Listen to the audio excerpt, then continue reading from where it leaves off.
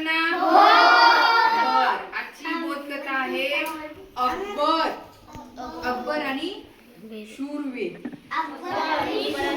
बघा, एक बादशाह होता आणि बादशाह अकबर होता आणि त्याचं एक मोठं राज दरबार होतं.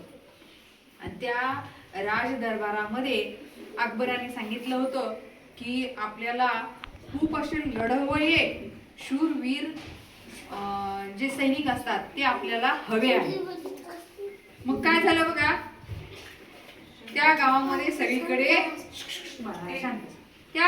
सगळीकडे ती चर्चा पसरली की बादशाह अकबराने सांगितलंय की त्यांच्या दरबारामध्ये एक शूरवीर लढवय्ये म्हणजे ते लढवय्ये कसे असतात, ते मरणाला घाबरतात का? नाही. म्हणजे वेळ आली तर आपल्या जीवाची पर्वा सुद्धा करत नाही. मग असे लढवय्ये त्यांना हवे होते. आणि मग काय झालं, एके दिवशी दोन राजकुमार म्हणण्यापेक्षा चांगले असे अंगापिंडानं धष्टपुष्ट रेखा आणि शरीरयष्टी मजबूत असलेले उंचापुर्रा गोरेपान असे दोन राजपूत त्या दरबारामध्ये जातात. आणि ते दोन राजपूत त्या दरबारामध्ये गेल्यानंतर संस्कृती बाळा नीट लक्ष दे. त्यांनी सांगतात की महाराज, आम्ही खूप शूरवीर आहोत आणि तुम्ही काय करा, आम्हाला आमच्या लायकीचं म्हणजे आम्ही जे करू शकतो असं काहीतरी काम आम्हाला द्या किंवा आम्हाला लढण्याची संधी तुम्ही द्या. मग अकबर बादशाह म्हणतो, अरे बापरे, तुम्ही तर तुमच्या स्वतःच्या बढाया स्वतःच मारायला लागले. तुम्ही शूरवीर राजपूत आहात हे मी कसं काय मान्य करायचं? मी कसं काय मान्य करू? तुम्ही स्वतःच सांगत आहात की मी शूरवीर राजपूत आहे, पण मी कसं काय तुमच्यावर विश्वास ठेवू? त्याचा पुरावा काय, त्याचा आम्हाला प्रमाण द्या. मग राजपुतांना प्रश्न पडला, अरे बापरे, आपण शूरवीर आहोत, आपण लढाया करतो हे आपल्याला माहितीये, मग आता राजाला राजदरबारात कसं सांगायचं की मी शूर आहे म्हणून? संस्कृती. मग काय झालं, मग हे लढवय्ये म्हणतात, ठीक आहे म्हणतात, तुमची इच्छा आहे ना की आम्ही तुम्हाला पुरावा देऊ, आम्ही या ठिकाणी तुम्हाला काय करतो, पुरावा देतो. ते दोन राजपूत दोघेही तेवढेच ताकदीचे, दोघेही तेवढेच हुशार आणि दोघेही तेवढेच लढवय्ये असतात. आणि मग काय झालं, भरलेल्या राजदरबारामध्ये हे दोघे जण उभे राहतात. दोघांनी आपल्या तलवारी काढतात. दोघांनी आपल्या तलवारी हातामध्ये काढतात आणि दोघही त्या राजदरबारामध्ये युद्ध करायला लागतात. 5 मिनिटं झालं, 10 मिनिटं झालं, युद्ध एवढ्या जोराचं सुरू झालं की कोणीही मागे हटेना.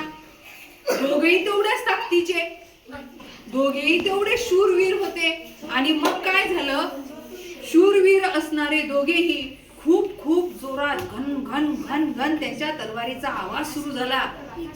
सगळा दरबार डोळे अवाक करून पाहू लागला. अरे बापरे, आता काय खरं नाही. दोघांचं युद्ध एवढ्या जोरात सुरू होतं की त्याच्यामधला एक जणही मागे हटायला तयार नव्हता. आणि मग बघणारे लोकांचे डोळे लाल झाले. एवढ्या त्या तलवारींचा आवाज घन घन घन खन खन खन खन येऊ लागला. आणि मग सगळेजण कापू लागले. अरे बापरे, आता काही खरं नाही. तरी पण बादशाह अकबर उठून म्हणे ना, स्टॉप करा, थांबा, असं काही म्हणलेलं नाही. एवढे मोठमोठ्याने युद्ध तिथं सुरू होतं आणि त्या तलवारींचा आवाज पूर्ण त्या राजदरबारामध्ये घुमत होता.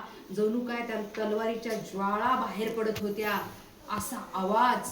सगळा दरबार सुन्न झाला आणि एक वेळ अर्धा तास झालं, पाऊण तास झालं, यांचं युद्ध सुरूच होतं.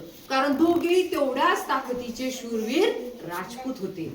आणि मग एक वेळ अशी येते की शेवटी त्याच्यातला एक जण दुसऱ्याला तलवार हाणायचा प्रयत्न करतो, तो आडवा होतो आणि त्याच्या मानाला तलवार लागते आणि हा दुसरा पण त्याच्या मानाला तलवार लागते. दोघेही धारातीर्थी खाली पडतात, रक्तबंबाळ होतात.